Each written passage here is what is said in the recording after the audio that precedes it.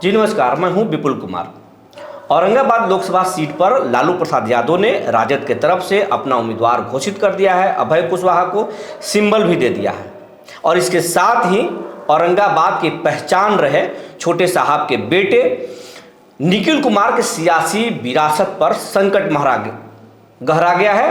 और इस मुद्दे पर हम बात करने के लिए सीधे चलते हैं सीनियर जर्नलिस्ट परमेंद्र कुमार मिश्रा के पास।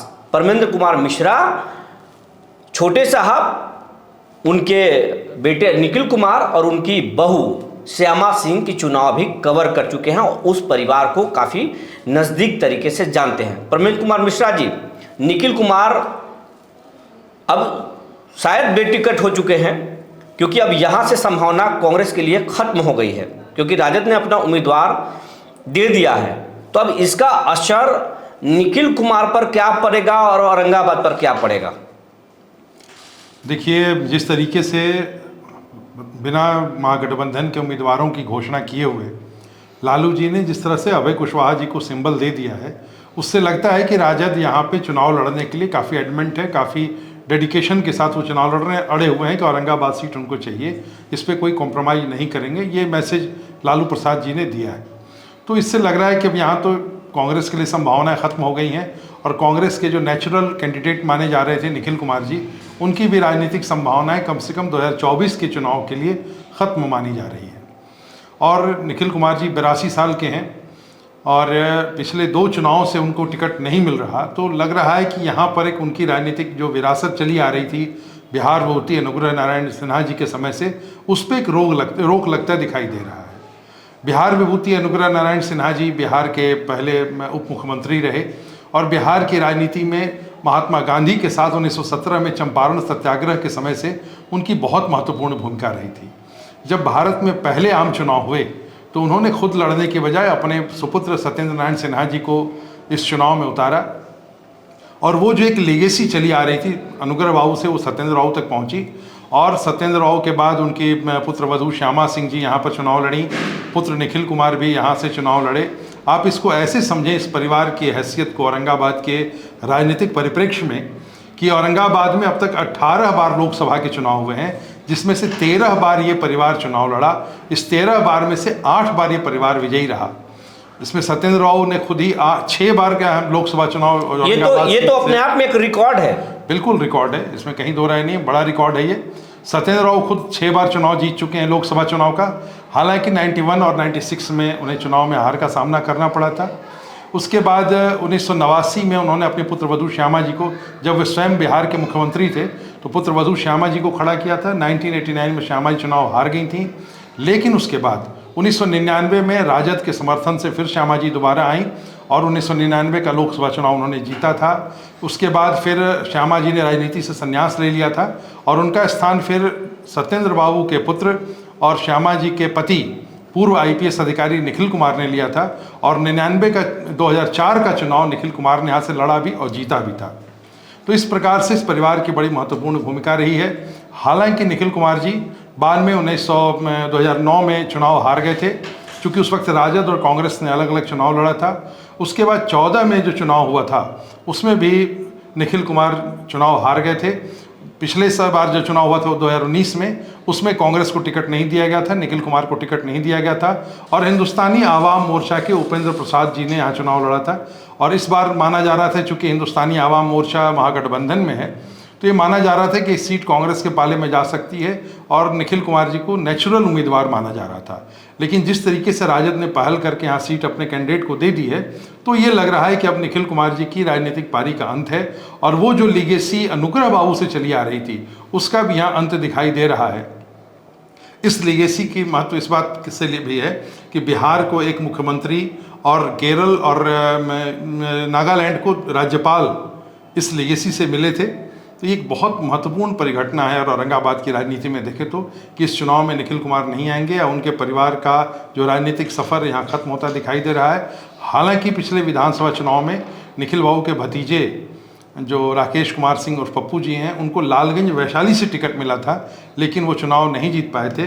लेकिन जहाँ तक औरंगाबाद संसदीय क्षेत्र का सवाल है, यहाँ पे निखिल बाबू ने अपना कोई उत्तराधिकारी खड़ा नहीं किया है और इस तरह से लगता है कि उनका राजनीतिक सफ़र या उनके जो लेगेसी थी, जो पारिवारिक विरासत थी, उसका एक अंत यहाँ पर दिखाई दे रहा है। इसका औरंगाबाद पर क्या असर पड़ेगा, औरंगाबाद की राजनीति पर क्या असर पड़ेगा? देखिए, औरंगाबाद को चित्तौड़गढ़ कहा जाता रहा था, क्योंकि यहाँ पर जो राजपूत जाति है बड़े डोमिनेंट कंडीशन में है, और अब तक ये माना जाता रहा था कि राजपूत ही यहाँ से चुनाव जीत सकते हैं। तो कहीं ना कहीं राजनीतिक दलों के अंदर ये कॉन्सेप्ट था कि इस डोमिनेंस को तोड़ना चाहिए। तो अगर देखा जाए तो इसी के प्रयास में ये प्रयोग किए जा रहे हैं। पहले 2 प्रयोग असफल भी हुए थे। एक बार मैं शकील अहमद साहब को भी यहाँ से चुनाव राजद ने लड़ाया था, लेकिन वो चुनाव नहीं जीत पाए थे। पिछला चुनाव हम के उम्मीदवार उपेंद्र शर्मा थे, वो नहीं जीत पाए थे। तो जातिगत स्तर पे ध्रुवीकरण करने की कोशिश है, और निखिल कुमार के एक तरफ से नहीं, बागी कुमार वर्मा भी तो यहाँ से परमेंद्र कुमार मिश्रा जी चुनाव लड़े थे, लेकिन वो भी हार गए थे। बागी वर्मा मुख्य धारा के चुनाव में नहीं आ पाए थे, वो तीसरे स्थान पर रहे थे। लेकिन अगर आप शकील अहमद खां को देखें तो शकील अहमद खां राजद के उम्मीदवार के रूप में चुनाव लड़े थे और दूसरे स्थान पर रहे थे। उसी प्रकार से उपेंद्र जो शर्मा जी पिछली बार आए थे, वो पूरे महागठबंधन के उम्मीदवार के रूप में आए थे। बागी वर्मा तब आए थे जब भाजपा जो एनडीए गठबंधन है और उससे राजद गठबंधन से अलग होकर के नीतीश जी चुनाव जब लड़ रहे थे, तो उन्होंने जदयू के कैंडिडेट के रूप में दिया था। तो वो उस तरह का प्रयोग भी पहले भी असफल हुए हैं। तो ये इस बार का जो प्रयोग है, मुझे लगता है कि लालू प्रसाद यादव फिर से इसको कास्ट लाइन पे ध्रुवीकरण करना चाह रहे हैं, और उनकी शायद इच्छा है कि अगर एक तरफ से राजपूत कैंडिडेट हटा लें और एक तरफ राजपूत कैंडिडेट हों तो तीव्र ध्रुवीकरण होगा, और शायद सवर्ण बनाम अन्य करने की कोशिश की जा रही है, शायद इसी सोच के तहत यहाँ। लेकिन अब तक तो जो भी प्रयोग हुए हैं उसमें असफल हो गया है महागठबंधन, क्या इस बार सफल होंगे? देखिए, ये इस पर बहुत कुछ चीज़ों पर, अन्य समीकरणों पर डिपेंड करता है, लेकिन इतना तो तय है कि जो राजद ने ये टिकट दिया है वो इसी सोच के आधार पर दिया है, क्योंकि औरंगाबाद संसदीय क्षेत्र में कुशवाहा वोटों की संख्या अच्छी खासी है। बगल में जो काराकाट क्षेत्र है वहाँ पर कुशवाहा ही चुनाव जीतते आए हैं पिछले 3 चुनाव में, जब भी काराकाट का जब से गठन हुआ है। तो एक प्रयोग यहाँ भी करने की कोशिश की जा रही है। पिछला बार भी ये प्रयोग किया गया था, पिछली बार भी, और इस बार भी ये प्रयोग करने की कोशिश की जा रही है। अब हो सकता है उनको लगता हो कि इस बार शायद वो सफल हो जाएं। लेकिन अगर इनके बजाय, अभय कुशवाहा जी के बजाय अगर कांग्रेस के निखिल कुमार यहाँ पर उम्मीदवार होते तो राजपूत वोट बैंक पर कितना फर्क पड़ता? देखिए, निखिल कुमार जी यहाँ पर 2 बार चुनाव लड़ चुके हैं। एक बार राजद से अलग हट के कांग्रेस ने चुनाव लड़ा था, उसमें उनका स्थान तीसरा रहा था, और एक बार उन्होंने राजद के समर्थन से चुनाव लड़ा था, लेकिन कुछ वोटों के अंतर से वो हार गए थे। तो कहने का मतलब है कि औरंगाबाद में अब तक जो प्रयोग विपक्षी दल करते रहे थे वो ये करते आए थे कि ऐसा राजपूत कैंडिडेट दो जो अपोजिट पार्टी के राजपूत वोटों का कुछ परसेंट तोड़ सके और राजद का जो वोट बैंक है उसके साथ मिल जाए, तो ये एक विजयी समीकरण बन सकता है। तो जो श्यामा जी पिछली बार जीती थी 1999 में जीती, या निखिल कुमार जी 2004 में जीते, उसमें यही समीकरण काम किया था कि जो विपक्ष आरजेडी की तरफ से इस महागठबंधन जो है उसकी तरफ से ऐसा उम्मीदवार दिया जाए राजपूत वोटों का कुछ परसेंट काट ले, जिससे और बाकी सपोर्ट राजद के जो परंपरागत वोट बैंक है वो कर दें। तो ये प्रयोग लगातार हुआ था और सफल भी हुआ था 2 बार। पिछली बार से ये प्रयोग उल्टा करने की कोशिश की जा रही है।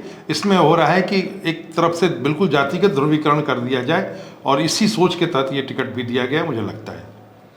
इधर से एनडीए की तरफ से जो अब तक के प्रबल दावेदार हैं, वैसे तो घोषणा नहीं हुई है आधिकारिक कि कौन औरंगाबाद संसदीय सीट पर उम्मीदवार होंगे, लेकिन प्रबल जो दावेदार माना जा रहा है वो तो सांसद हैं सुशील कुमार सिंह, और सुशील कुमार सिंह के परिवार भी औरंगाबाद में 6 चुनाव जीत चुका है। 4 चुनाव तो वो खुद सुशील कुमार सिंह जीते हैं और 2 चुनाव उनके पिताजी जीते थे, रामनरेश बाबू उर्फ लूटन बाबू। और कहा जाता है कि सुशील कुमार सिंह का हर जातियों में अच्छी पकड़ है, वो हर जाति से वोट निकाल कर आते हैं। तो ये लालू जी जो निखिल कुमार की बलि देकर के जो उम्मीदवार उतारे हैं, कहीं लालू जी को उल्टा न पड़ जाए। देखिए, राजनीति है, संभावनाओं का खेल है।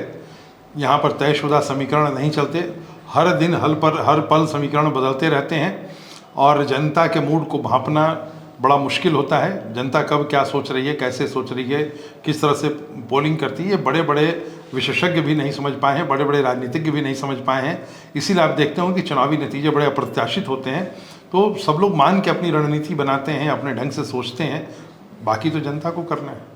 मतलब एक चीज तो तय हो गया कि निखिल कुमार के जो विरासत की जो संकट आ गई है, अब उनके राजनीतिक विरासत पे संकट गहरा रहा है और एक तरह से लालू यादव ने ग्रहण लगा दिया है। देखिए, एक बात और भी मैं कहूँगा कि हो सकता है कि निखिल कुमार जी की चुनावी जो सियासत है उस पर रोक लग गई, उसका एक अंत हो जाए, लेकिन निखिल कुमार कई अन्य मामलों में प्रासंगिक हैं। जैसे उनकी जो एक सुरक्षा विशेषज्ञ के रूप में भूमिका है, या राज्यपाल के रूप में उन्होंने जो काम किया था, या एक IPS अधिकारी के रूप में उनका सुदीर्घ प्रशासनिक अनुभव रहा है, ये उनको काफ़ी सक्षम बनाता है कि कोई भी दल के लिए वो एसेट हो सकते हैं। तो कोई दल चाहे तो उनको सीधे लोकसभा में न लड़ा करके उनका उपयोग किसी अन्य रूप में कर सकता है। तो हो सकता है कि उनकी चुनावी राजनीति पर रोक लगे, लेकिन उनमें जो संभावनाएं हैं, उनमें जो क्षमताएं हैं, उसका कोई अगर राजनीतिक दल उपयोग करना चाहे तो मैं कह सकता हूं कि निखिल कुमार जी की राजनीतिक विरासत उस लेवल तक जा सकती, उस स्तर तक जा सकती। आप निखिल कुमार को भी बहुत नज़दीक से जानते हैं, अगर उनको पार्टी से, अगर इंडिया अलायंस से अगर दावेदार नहीं बनाया गया, टिकट नहीं दिया गया, तो निखिल कुमार क्या करेंगे? अब अगला कदम क्या हो सकता है? देखिए, निखिल कुमार जी बड़े अनुशासित किस्म के व्यक्ति हैं, और जो कांग्रेस है, कांग्रेस उनके लिए आज की कांग्रेस नहीं है। वो उस परंपरा से जुड़े हैं। जब 1917 में महात्मा गांधी चंपारण में आए थे तो इनके दादाजी, निखिल कुमार के दादाजी अनुग्रह बाबू महात्मा गांधी के पहले सहयोगियों में से एक थे।